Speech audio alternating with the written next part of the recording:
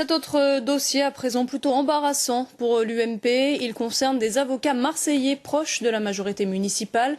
3 personnes sont visées par une enquête sur des marchés publics d'un office HLM de la ville.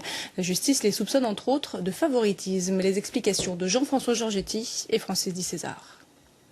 C'est un dossier qui va connaître d'importants développements. Habitat Marseille-Provence et des avocats marseillais au cœur d'une information judiciaire.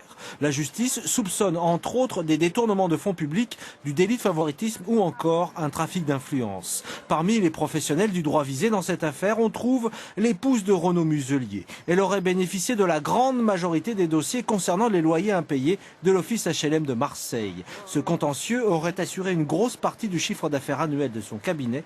Pour l'instant, Stéphanie Clément n'a pas répondu à nos appels. Nous avons rencontré le directeur général du bailleur social. Il explique que l'avocate assurait le service le moins cher et le marché de prestations accordées est tout à fait légal. Ce marché a été vérifié et j'imagine, effectivement il y a une enquête en cours, que les enquêteurs ont pris soin de récupérer l'ensemble des analyses liées à ce marché pour, entre guillemets, regarder si ce marché a été passé en toute légalité ou si l'analyse correspond bien au résultat final. À l'origine de cette enquête judiciaire, un rapport de la mission interministérielle d'inspection du logement social. En plus des prestations d'avocats, les rapporteurs ont révélé d'autres irrégularités dans la gestion d'Habitat Marseille-Provence. Cet organisme dépend de la mairie de Marseille.